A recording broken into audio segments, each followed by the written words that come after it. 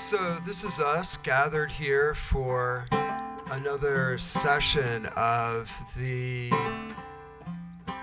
Station Hill Intermedia Project. And as ever, it is such a honor to be here in your presence. And so I thought I would start by saying a few things that I felt compelled to write down about what we're doing in repeated memories.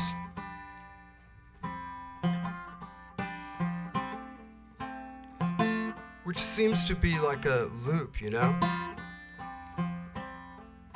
That there's a compulsion to remember certain places or things or feelings. Like what I was feeling when I wrote down these words.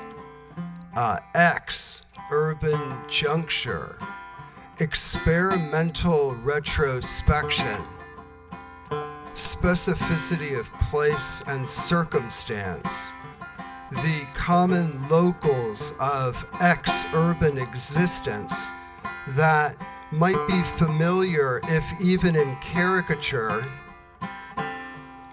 which this is not, but rather the activation of a common basin of association.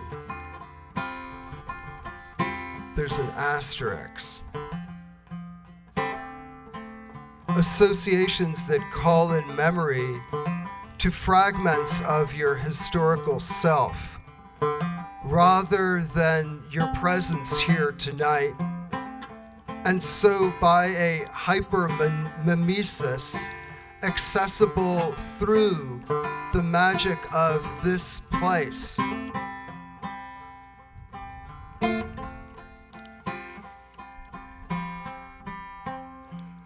In order to activate your own in sound and words and sight as a field we all share, which is unknown.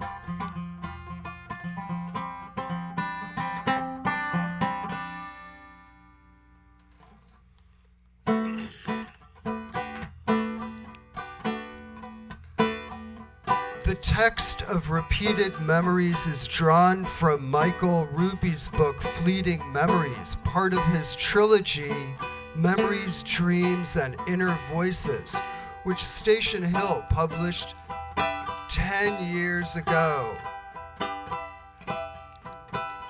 This is looking back a decade. Can you still feel its shingles? Can you still feel the way it moved through your life and left its mark?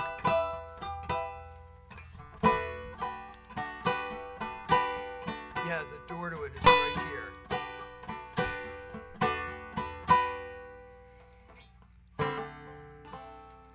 The memories were written down over a period of 7 years. At work as an editor at the Wall Street Journal, totally unrelated to the stories he was editing. 9/11 put an end to this book, entombing the manuscript in a damaged building for months. What you hear comes from songs that have been obsessively floating around John Fried's mind for decades, plus his improvisations on 3 instruments, guitar, bass, and banjo. The video, which Sam Truitt, made, derives from old movies and videos shot by Dina Shoshkis, Emmy Humes, Michael Ruby, and others from the 1970s to the 1990s.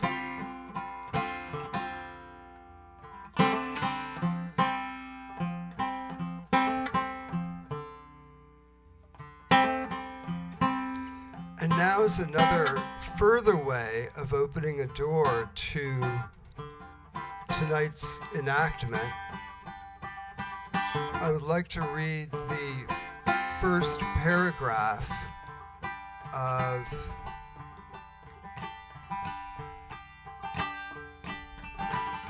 Bernadette Mayer's Eruditio ex memoria. I saw a doctor. It was Antonin Artaud. He was elected to the Royal Academy. So was Chekhov. This is the Russian theater. It's 1962 or so. The moralist of the venal sin is here, resigning over Gorky, a doctor. The seagull defends Zola and Dreyfus. It is the Moscow Art Theater. Chekhov is Godard. This is what I learned in school. This is what I thought Artaud, Antonin.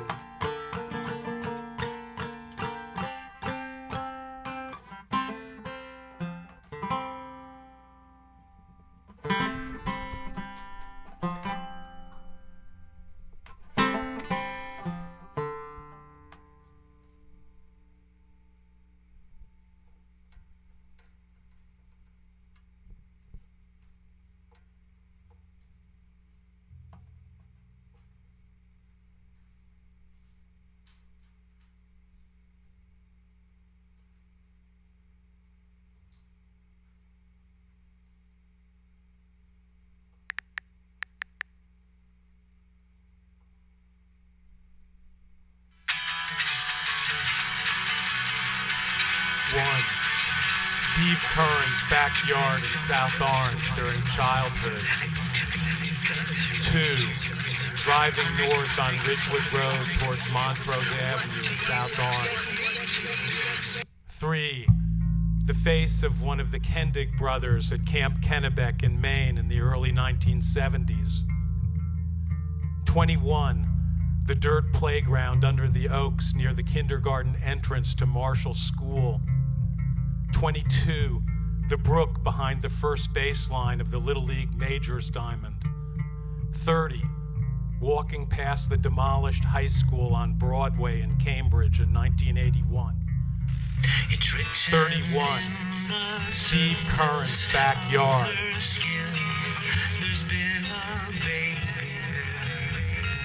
I only remember an overly high black iron fence, a sign, beware of dogs, though they didn't have a dog, and ornamental white birch trees in Steve's backyard.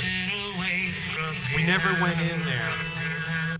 I can't help thinking that fleeting memories like this are memories in the process of being forgotten, memories of places I don't live anymore and don't need to remember.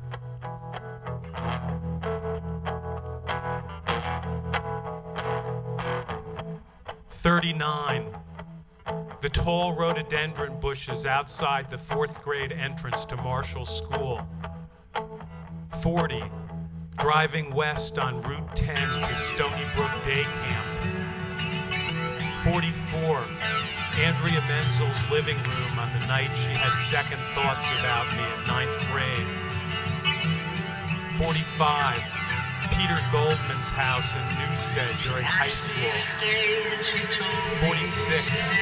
The soccer fields below the outdoor bus station in Perugia during my year abroad in 1980. 55.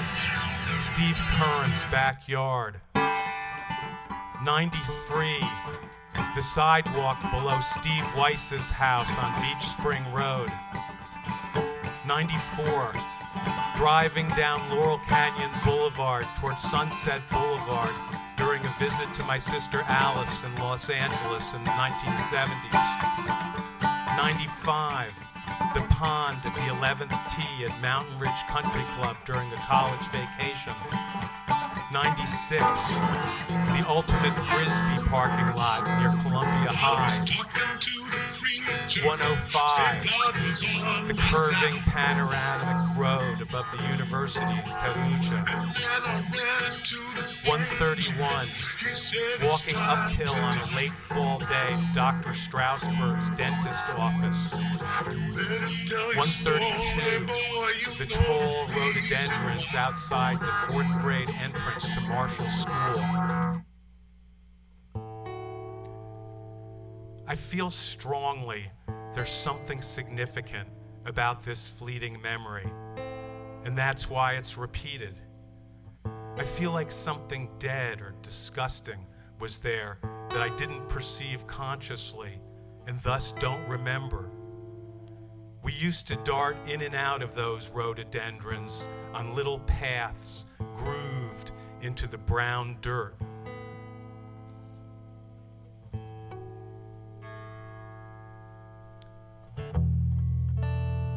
.136, finding a tall pot plant with Dave Turkle in a ditch near Pathmark on Valley Street in 12th grade.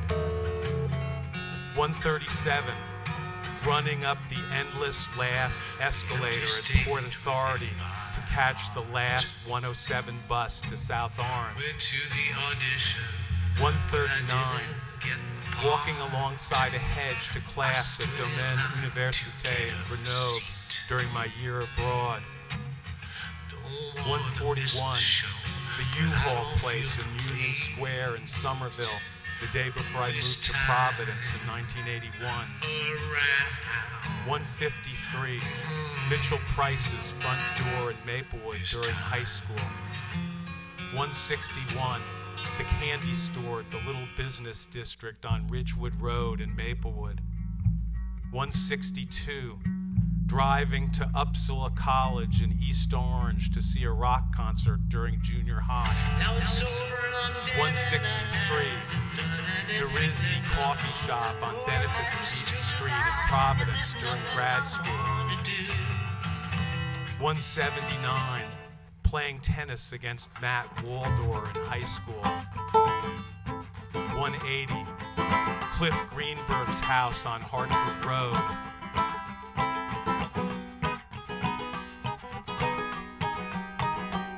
So many fleeting memories are glimpses of places, a house or a street corner, and nothing more. As if a major function of the mind were this continuous global positioning, always answering the question, where am I? What are my coordinates? And many of those places are places I don't live anymore, or only went once.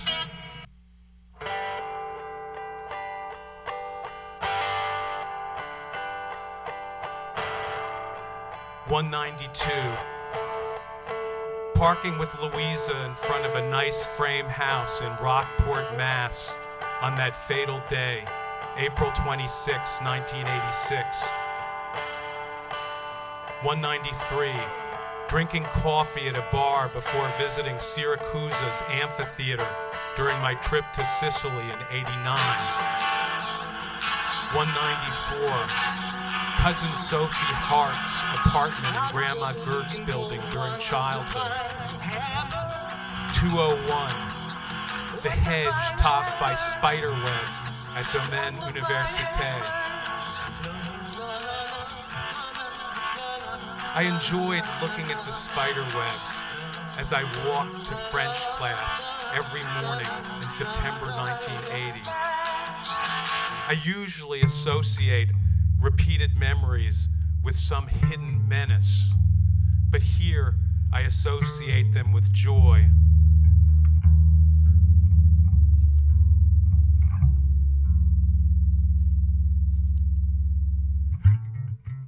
.202, Uncle George Travis at a parking lot in Westwood the day after the Northridge earthquake. Does the sun keep on shining? .225, waiting for Dad to pick me up at Dave Gurian's house in Maplewood during junior high.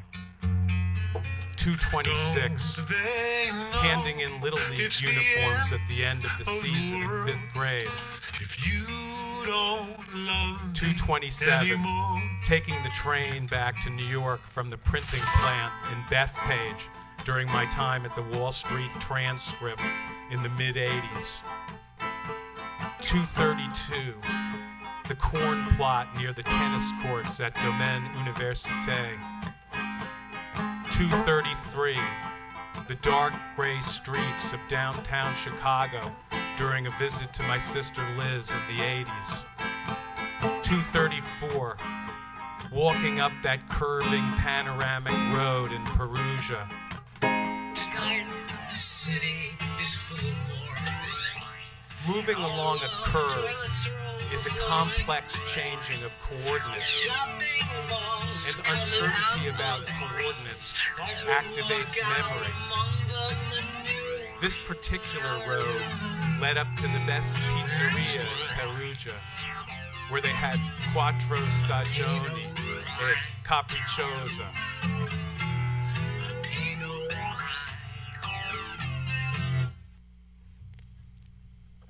241, walking on a snowy road with Chuck Schwartz in Williamsville, Vermont during junior year in college. 242, driving on the old route to the club during childhood. 244, a street near my Grodzensky great-grandparents' house in Connellsville, PA in 1988. 266, the little crabapple street across from Dad's apartment at 18 Prospect Street during the last years of his life. 319, Steve Weiss's house on Beach Spring Road.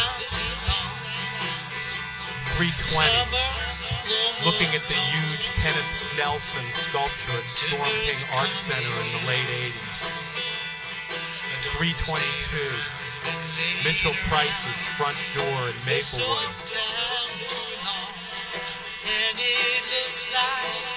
Why was I at Mitchell Price's front door? I must have been looking for Gurion or Neufeld.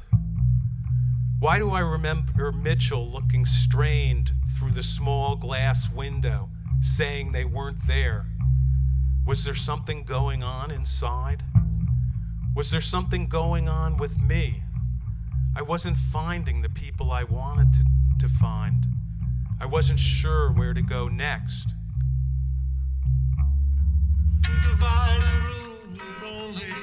333, Andrea Menzel's house that night in 9th grade. 336, the face of Coach Jim Voltaggio of Rotary in 7th grade. 338, driving on Route 18 to my job at Tech Hi-Fi in New Brunswick during a college summer vacation. 362, waiting for Dad to pick me up outside Dave Gurion's house. This repeated memory brings together Dad and the supercharged proper name Dave, my older brother David, who died in a car accident in Spain during these same years. Maybe this was one of the early times Dad picked me up at Gurion's. Night had fallen, and it was freezing out.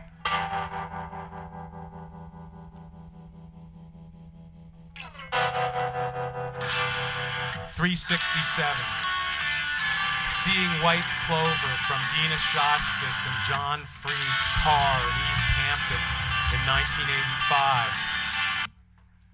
369, the big tree on Parker Ave across from Columbia High. 370, the Dover bus stop where Dad caught the bus to work when he had car troubles in the early 70s. 371, So we bought a pack of picking an ear of corn in that little plot near the tennis courts in Grenoble. and walked off to look for a man. The corn plot is one of the repeated memories that stands out as having a possibly sinister component. A dead body was there, or people were killed there in the past, or toxic chemicals were dumped there, That's always a good image, a drum of chemicals poking out of the mud.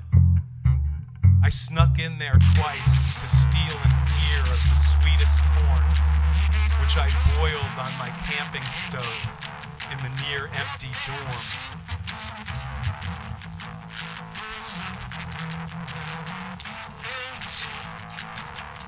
.373, stopping near a smoke-belching Maine paper plant on an overnight drive with Owen Andrews from Nova Scotia to Vermont in August of '85.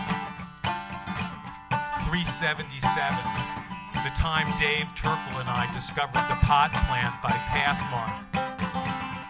.378, walking with Louisa to the stream behind my grandparents' old house near Tanglewood on our first wedding anniversary in 1990. .379, riding a bus to Chicago's O'Hare Airport on a frigid and fateful day in December 1988. .383, the kindergarten entrance to Marshall's school. .384, walking out to Jimmy Gander's apartment on the Somerville-Malden border. .385, buying Lyubov Popova postcards at a shop in Soho in the mid-'80s. .390, the candy store in the Little Business District on Ridgewood Road. .391, walking on 2nd Avenue during my first years in New York. .407, driving away from the Maine paper plant that night with Owen Andrews.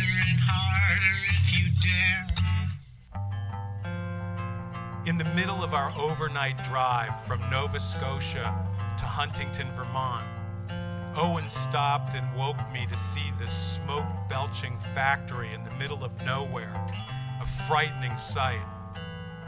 Later, as we crossed the White Mountains, I fell asleep while I was smoking a cigarette. Luckily, I wasn't driving. Owen was, and he never did fall asleep. And that's one reason I'm still alive.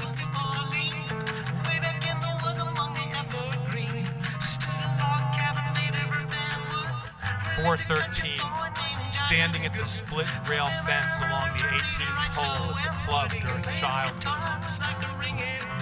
.414, the bar near the Archaeological Museum in Syracuse.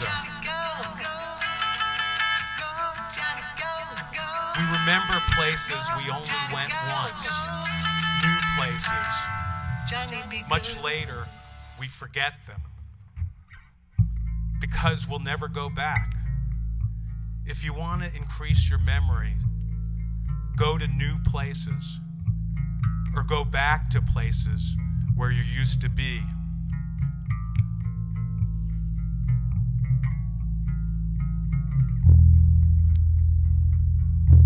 .419, Gary Lovsky's house on Cameron Ave in Cambridge on a dreary day in the late 1980s.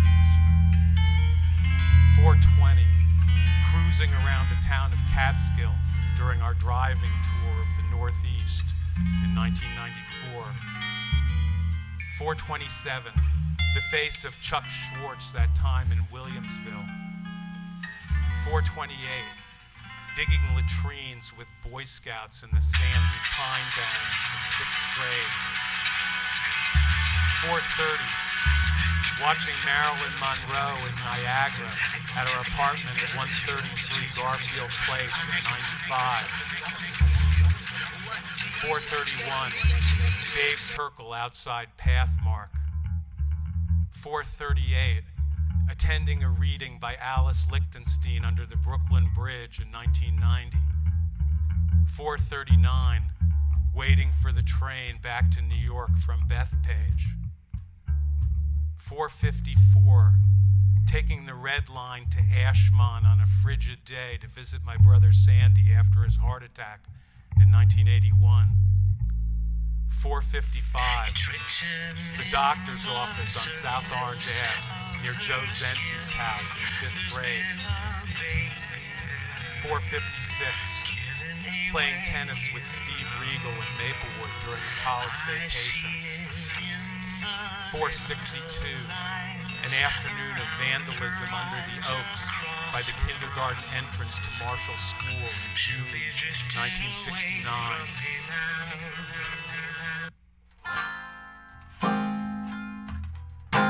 I returned to my beginnings at the school right after graduating from it. There's something charged about that. And the shady Oaks. Shade makes it harder to be sure of our coordinates. I had just finished playing stickball near the 5th grade entrance. Some kids under the trees started throwing rocks toward the kindergarten, where the windows were made up of many small panes. A rock broke one of the panes, then another rock, then another rock. There was something so beautiful about the light right then, the way it shined horizontally through the trees on us. We threw our rocks toward the light, and when they reached the light, there was the sound of shattering glass.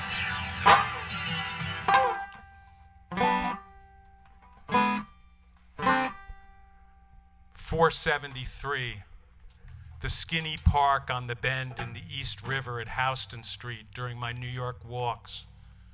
474, Snug Harbor Arts Center in Staten Island in 90. 475, the Cliff Walk in Newport during graduate school. 476, walking away from the Warsaw Ghetto on a frigid boulevard at night during our big European trip in 1992. 483, hitting tennis balls with Matt Waldor during junior high. I felt fear of losing. He was the only younger kid better than I was, also an academic competitor. I have an image of playing on the far court at the South Orange Community Center in the shade of ancient sycamores. We were changing sides between games.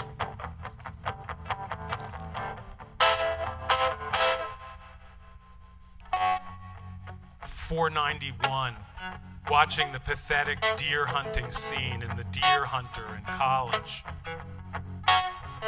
.492, seeing Stranger Than Paradise near Lincoln Center on my first date with Louisa in 1985. .497, Andrea Menzel's living room that night in 9th grade. .542, the shady part of Hartford Road near the Riley's house during early childhood. .543, looking at dead fish floating in the Providence River with Gary Lovesky. .561, stopping for gas at the end of that overnight drive to Vermont. .564, walking up that curving panoramic road in Perugia. .565, playing tennis with Steve Regal in Maplewood during a college summer vacation. .570, walking near Gary Lovesky's house on Cameron Ave on a dreary day. Cameron Ave. The town park in South Orange is named Cameron Field. We have a charged proper name appearing in a different context. In a visit back to Cambridge a few years after graduating, a return. Now, start walking on Cameron Ave toward Mass Ave. Look through the chain link fence into the bus repair depot. You start to return to a specific moment in your life, the living past.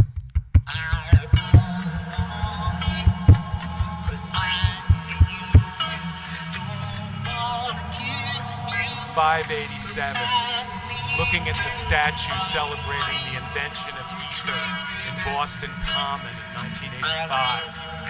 588, hearing about the Shah's death with Cynthia Zarin and Ansi during my year abroad.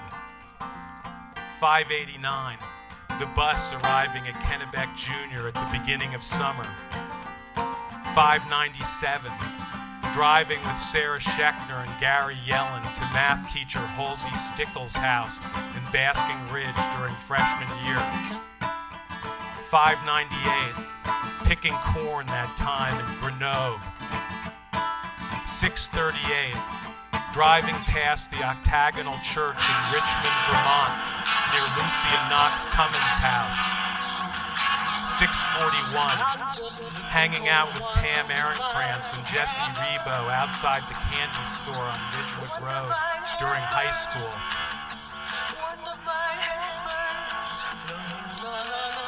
I don't think I hung out at that little business district more than once.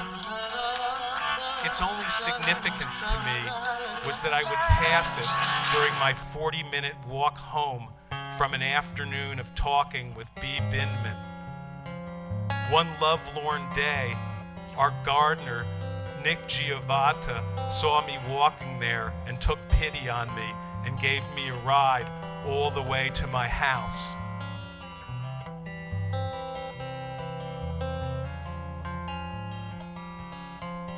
Why does the sun keep on shining? 642, reading Marcel Proust in the car outside Tech Hi-Fi in East Brunswick.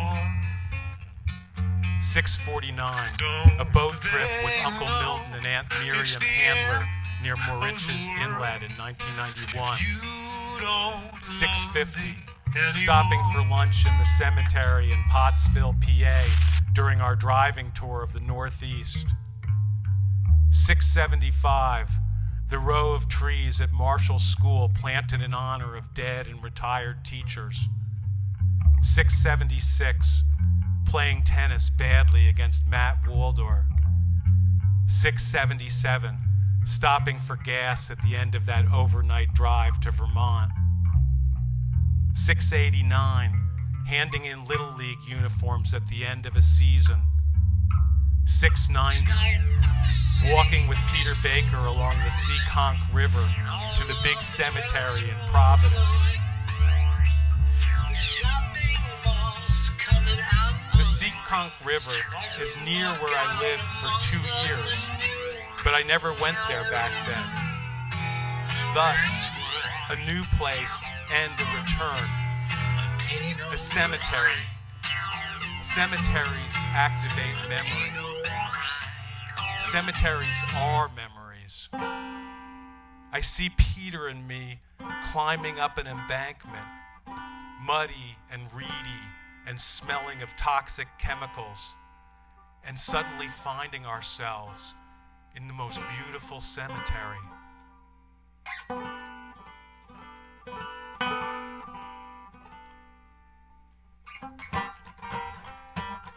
721, crossing a scary street by the waterfront in Gloucester on that fatal day, April 26, 1986. 722, playing paddle tennis with Cheslin Amato in 12th grade. 727, finding the pot plant with Dave Turkle near Pathmark. 728, throwing snowballs at cars on South Orange Ave by that doctor's office near Joe Zenzi's house. 729, Stu Richter giving me cactus and succulent cuttings at his house in Maplewood in 10th grade. 744, waiting a long time for Dad to pick me up outside Dave Gurian's house. 747, Alice Lichtenstein reading under the Brooklyn Bridge. Alice.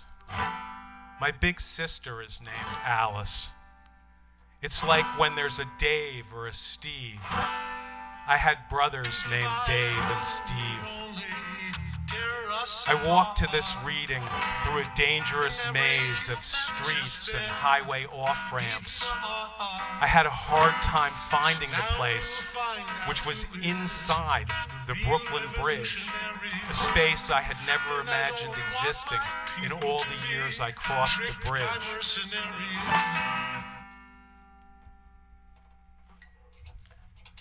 773, porn through a peephole in a soaped window on Wall Street during the Hill Thomas hearings. 778, driving with Owen Andrews past that smoke-belching paper mill. 782, the Mass Ave bus yard by Cameron Ave. 783, Louisa's money belt breaking at the hotel a few hours before we were robbed outside Milan's cathedral at the end of our honeymoon. 785, the Cipottini house on Center Street on a cold night in 9th grade. 802, stopped at a light on Route 18 in New Brunswick where Dad had a costly accident. 809, that skinny park along the bend in the East River. I'm walking along a curve again, like walking in shade, or at dusk, or at dawn. I can think of no other reason why I repeatedly remember that park. It must have been the bend, perhaps the same bend as some bend in my past. There are bends in our lives, bends in the past and in the future. We come around the bend and we're not 100% sure what's there. Usually it's more of the same, but every so often it isn't.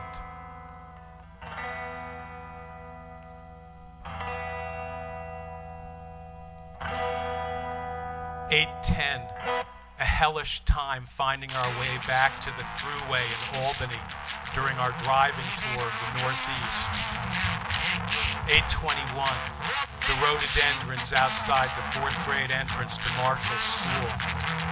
8:22, entering I-280 near Pal's cabin during a college vacation.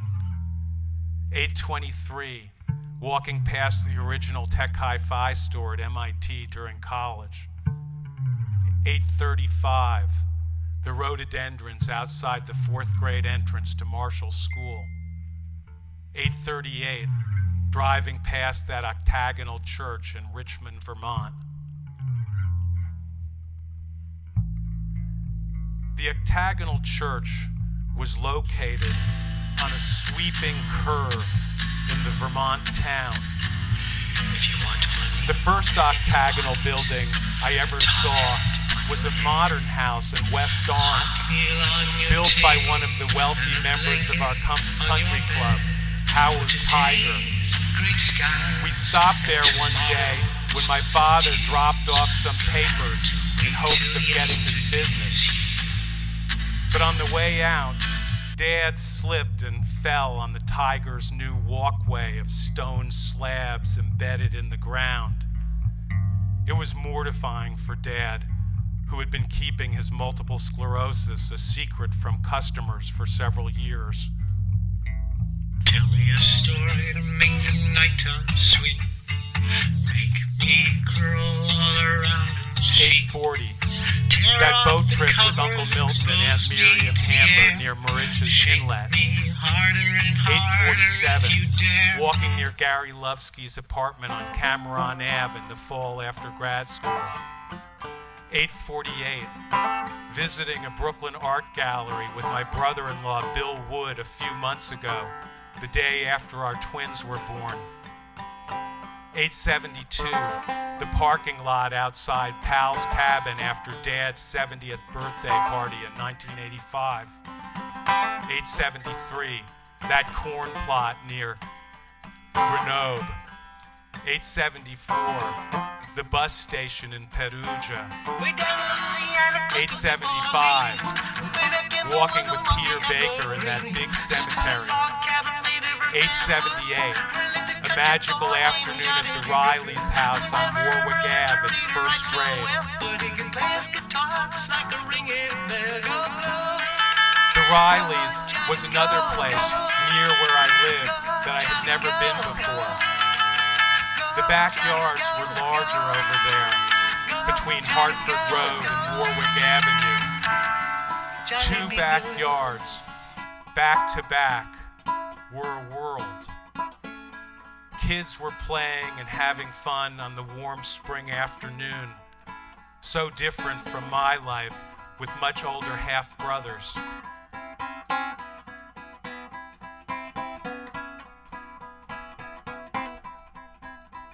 $8.95, the 4th grade entrance to Marshall School.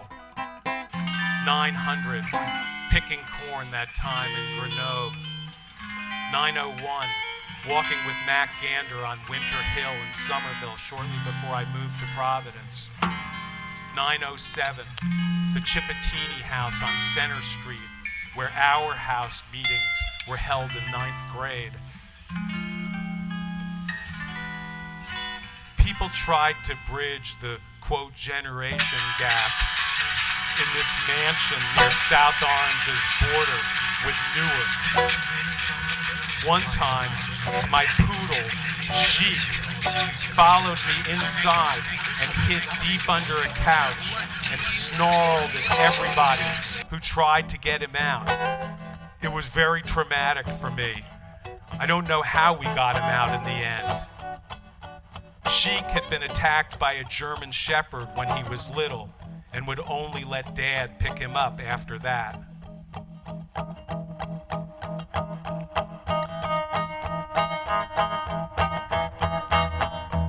$9.10, reading Rabbit Run at home in Brooklyn with pneumonia in 1993. $9.11, the Archaeological Museum in Syracuse. $9.12, seeing Athol Fugard's Valley Song with Mark Walden in Midtown in 96. $9.21, Gary Lovsky's house on Cameron Ave. $9.22, waiting in the res for Jeff Pons to bring the weed he owed me in 8th grade. $9.43, playing tennis against Matt Waldor during high school. $9.44, Mom and Dad talking about their plan to separate during freshman parents' weekend. $9.57, a sleepy moment of content riding home from a holiday meal in Manhattan during childhood. $9.58, parking in front of the nice frame house in Rockport on that fatal day, April 26, 1986. Well, I know why I remember this, but it's more than the date. I was visiting a place I'd never been. It was a foggy day. I parked carefully by the tall granite curb, afraid of damaging the tires, in front of a square white house with a widow's walk. I remember looking up at the widow's walk and then at the road ahead, leading straight into the center of Rockport.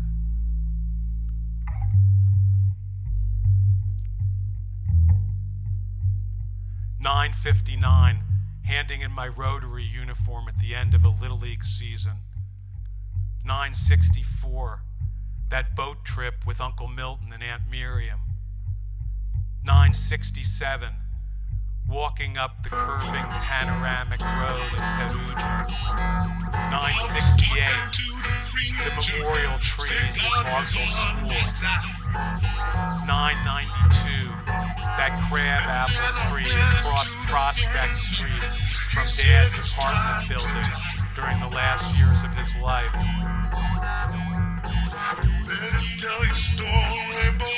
Places become suffused with the coming deaths of people we love. When I would walk to Dad's from the train station in South Orange Village, I would take a shortcut through the Presbyterian Church parking lot and stoop to walk under that crabapple tree.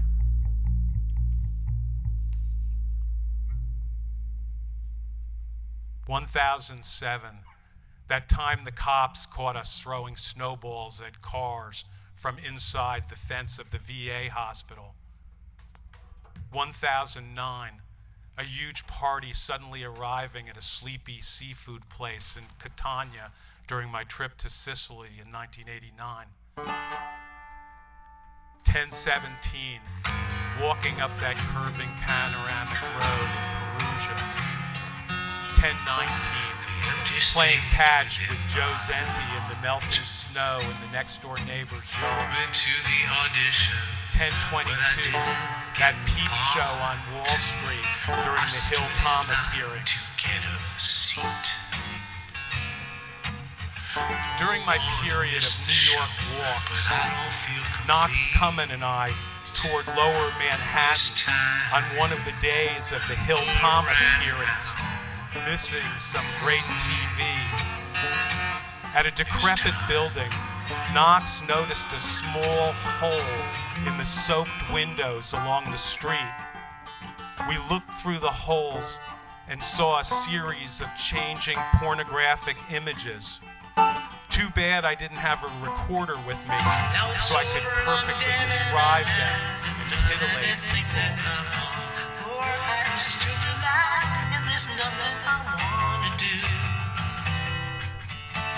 1027, that skinny park along the East River. 1028, seeing my niece Abby Travis play bass with the Love Dolls at Maxwell's in Hoboken in 87. 1039, going with Dad to visit my brother Steve at Overbrook Psychiatric Hospital during a college vacation. 1040, driving past that octagonal church. 1041, the rock concert at Uppsala. 1042, stopping for ice cream at Welsh Farms on the way home from the club. 1043, playing tennis with John Freed in Cambridge in the fall after college graduation. 1056, Andrea Menzel's father giving me a ride home that night in 9th grade. 1068, picking corn that time in Grenoble. 1077, taking our 3 girls to a sleepy playground near Tanglewood during my paternity leave. 1078, dressing for a long hike on a frigid day with Chuck Schwartz in Williamsville. 1079, avoiding saying hello to my brother John while waiting for Livia Brockman on 72nd Street in 1985. 1080, that doctor's office in the house on South Orange Ave. The house was in decline. The medical practice was in decline. The neighborhood was in decline. California styles from the roaring 20s with stucco walls and red terracotta roof tiles. This is where we used to throw snowballs at cars on the big avenue. Once, we cracked the windshield of a Sinclair Oil panel truck, and the enraged driver chased us through backyards. I barely escaped a beating, tearing my new jacket from Grandma Gerd as I climbed over a chain link fence. To the seas rushed ashore. Don't 1085, that peep show during the Hill Thomas hearings. 1091, walking with Peter Baker, Gary Lovsky, and Manya Daner past a psychiatric hospital in Providence on a frigid day in the late 80s. 1092, the decrepit backstop of the girls' softball field at Marshall School. 1093, the first glimpse of Peconic Bay off Sabonic Road during a drive to the Hamptons. 1102, that seafood restaurant in Catania. 1105, reading Anton Chekhov's A Boring Story in the late 80s. 1106, The house with a weird insect-killing light near Cheslin Amato's house during high school. 11:39, getting a Coke at the South Orange Community Center after tennis practice. 11:40, driving with my father-in-law Bill Wood by a fruit stand in Ellsworth, Maine. 11:41, the eye-shaped windows on the roofs in Budapest during our big European trip. 11:42, Gulf War yellow ribbons on trees in Harriman, New York. 11:48, doing corporate espionage for Tech Hi-Fi in New Brunswick. 11:49, Steve Weiss's house on Beach Spring Road. Another Steve, like my brother Steve. Another curve, the steep curve on Beach Spring Road. Another crime. I was walking downhill away from my friend's house with 8 grams of psilocybin mushrooms that he had grown as a chemistry grad student. A few months later, I flipped out on 4 of those grams in a sultry salt marsh off 3 Mile Harbor in Long Island.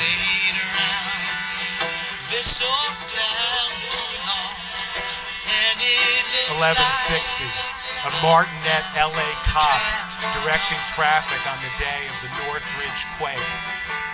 11:61, walking out of the Archaeological Museum in Syracuse.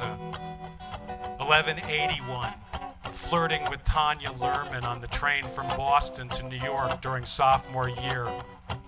11:82, parking with Louisa and Owen Andrews by the Air and Space Museum in Washington in 1990. 11:89, that night at Andrea Menzel's house in 9th grade. We sat on a narrow couch in a small TV room, our backs to heavily curtained windows. I was on the left and she was on the right. We were both very stiff. I don't know if I touched her hand or if she pulled it away or what. I didn't know where I was interpersonally. When it was time to leave, her father kindly offered me a ride home. It turned out he knew my father and Lee, Dad's dying first wife, at the Jersey Shore in the early 50s.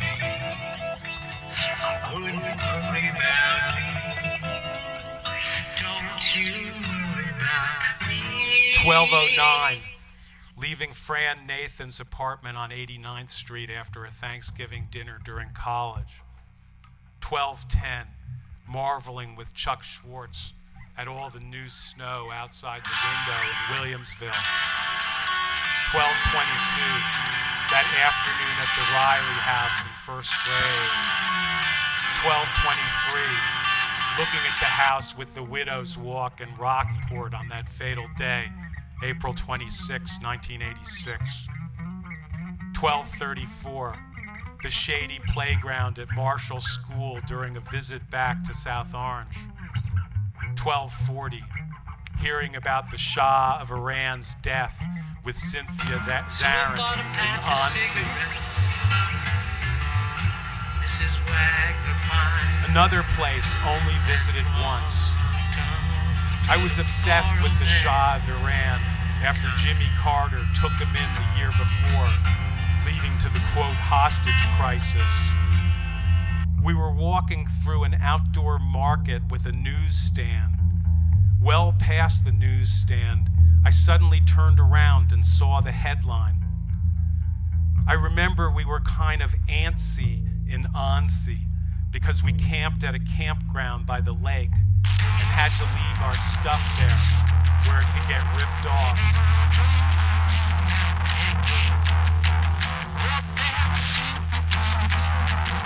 12:41, the Marlboro Bookstore on 57th Street and 7th Avenue near Grandma Gert's apartment in 11th grade. 12:42, that hedge topped by spider webs in Grenoble. 12:45, Uncle Milton and Aunt Miriam's boat. 12:49, sitting with a Yugoslavian couple at a campground in Chamonix during my year abroad. 12:50, that party at the seafood restaurant in Catania. 12:60, hearing about the Shah's death in Annecy. 12:61, looking at the O of Shalom parking lot from Mrs. Lang's house where Mark Walden lived. 12:65, finding the pot plant with Dave Turkle near Pathmark. Great skies and tomorrows. Another Dave's.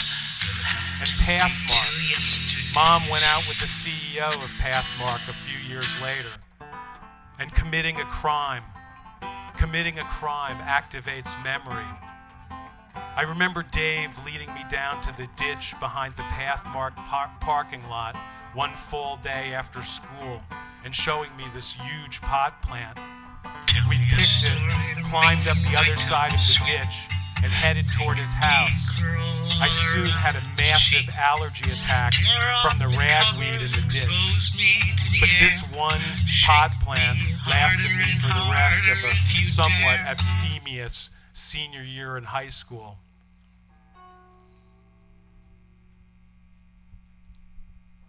$12.66, that doctor's office on South Orange Ave.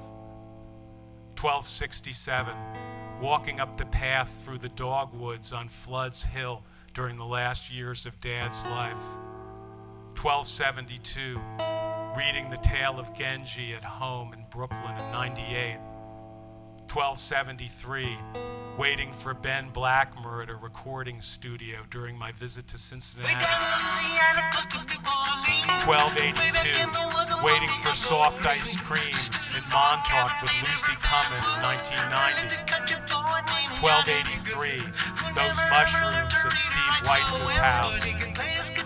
$12.84, playing tennis with my brother-in-law Larry Travis at an LA club during a college summer vacation. $12.88, Vienna's totally overgrown Jewish cemetery on a freezing day during our big European trip. $12.89, Dad falling during the visit to the Tiger's house. $12.90, hitting tennis balls against the wall at the B'nai Jeshurun parking lot in 5th grade. $13.24, talking to that Yugoslavian couple in Chamonix.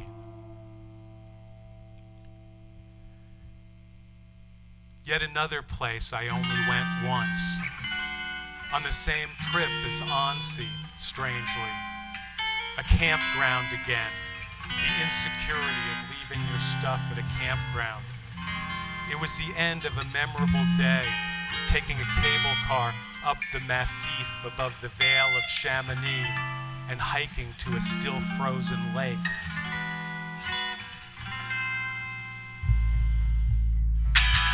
$13.47, Susan Mano and Alexander Wood in Diane B's backyard in East Hampton in '97. $13.48, riding with Bob Brennan in the van home from the Wall Street Journal in the late '80s. $13.49, that corn plot near the tennis courts in Grenoble. $13.56, driving past Bernheim Goldsticker Funeral Home in Irvington, where my brother David's funeral took place in 1972. $13.57, that visit with Dad to the Tiger's house. $13.59, kissing Sharon Mastrangelo on the grass at night on Ralston Ave in 8th grade. $13.62, those mushrooms at Steve Weiss's house. $13.63, talking with the Yugoslavians in Chamonix. $13.73, that hedge topped by spiderwebs in Grenoble. $13.74, driving on Route 128 to my brother Sandy's wedding in Milton, Mass in '82. $14.03, waiting for Ben Blackmer at the Cincinnati recording studio. I have no idea why this very specific memory is repeated. I see us walking upstairs to the studio, my cousin's husband parking me in the lobby by a coffee table with magazines. He was inside longer than I expected. It was a strange hour, a late Saturday afternoon, downtown. There must have been something important going on that I didn't perceive consciously. She asked me to stay and she told me to say 1413, that afternoon at the Riley's house. I looked around 1414, getting Hebrides ferry schedules at the tourist office in Edinburgh during my trip to Britain in 1990. 1415, dancing on the grass with an injured heel at Lisa Kaufman's 6th grade graduation party. 1441, walking with Peter Baker in that big cemetery. 1442, the rental car place in Massachusetts the day bore our wedding. 1443, the restaurant shaped like an ocean liner on Route 22 in New Jersey. 1451, talking with that Yugoslavian couple in Chamonix. 1452, the wall around the private road near the Kalajian's house. 1453, crossing the scary street in Gloucester on that fatal day, April 26, 1986. After we left Rockport, we stopped for dinner in Gloucester at dusk. We had to cross a wide street on the waterfront with occasional cars whipping past. It even had a curve, now that I think of it. It was literally a dangerous place. Inside, I was fascinated by the fish and lobsters in the tanks.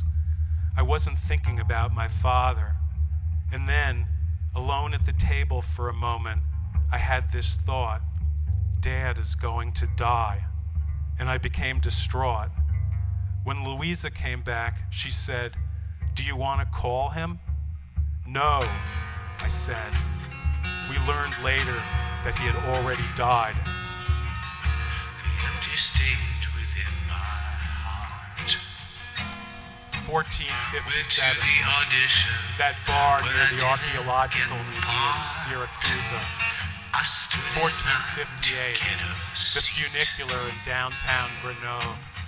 Don't wanna miss the show, 1459, but I don't patches feel of ice on the complete parking lot at the indoor tennis courts in this West Lawn. time 1460, around. Lynn Brody's mother asking me about my brother John during the 1969 strike at Harvard Law School.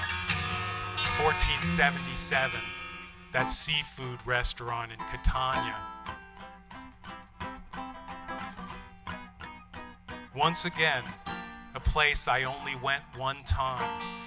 Now it's so A quiet neighborhood restaurant that was suddenly inundated by the arrival of a big party. The food was so good, the people so happy. And it wasn't a long walk back to my room overlooking the elephant fountain carved out of Mount Etna's black lava.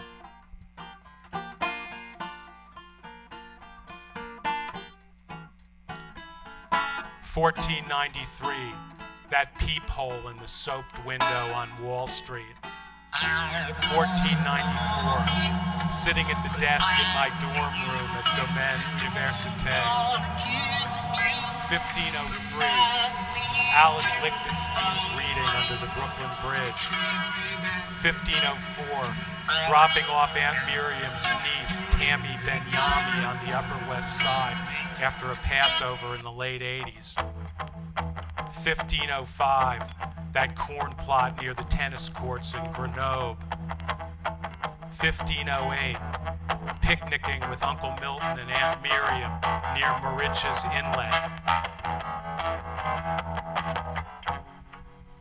Moriches Inlet is a place I had never visited that's near many places I know well. Moriches became famous after the forever mysterious crash of TWA Flight 800 in nearby waters in July 1996. That was the most time I ever spent with my great uncle and aunt, who were in loco grandparentis to me.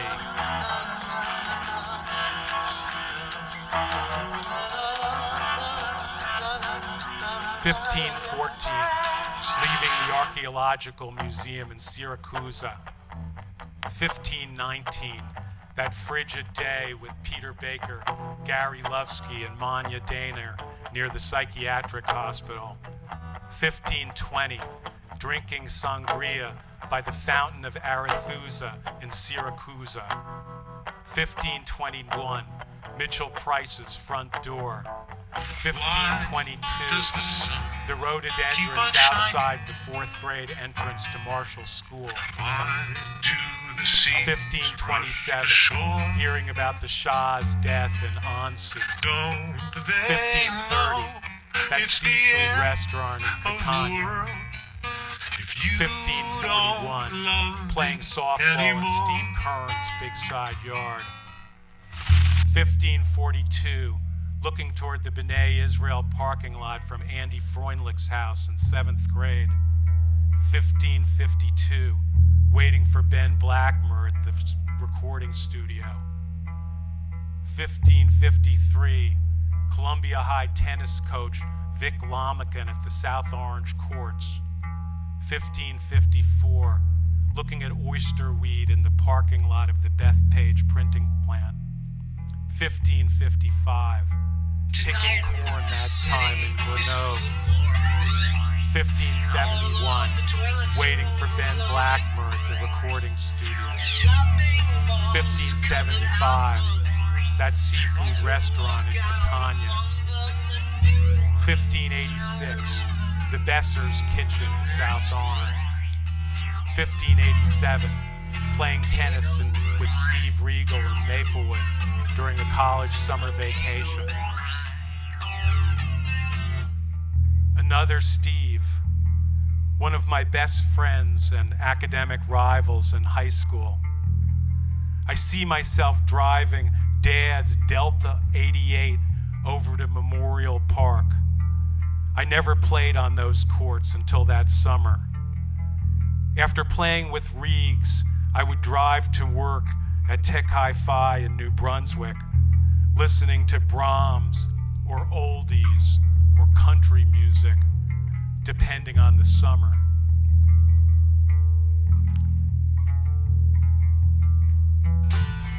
$15.90, looking at Newtown Creek in Brooklyn during my New York walk. $15.91, that doctor's office on South Orange Ave. $15.92, the temple with steep steps at Ostia Antica that made me feel small. $16.11, those mushrooms at Steve Weiss's house. $16.25, the shady apple tree by the pond, by the pool at Bill Wood's farm during the last years of his life. $16.26, talking to those Yugoslavians in Chamonix. $16.27, watching Mr. Duckett play basketball at the South Orange Community Center. $16.28, crossing the scary street to the seafood restaurant in Gloucester on that fatal day.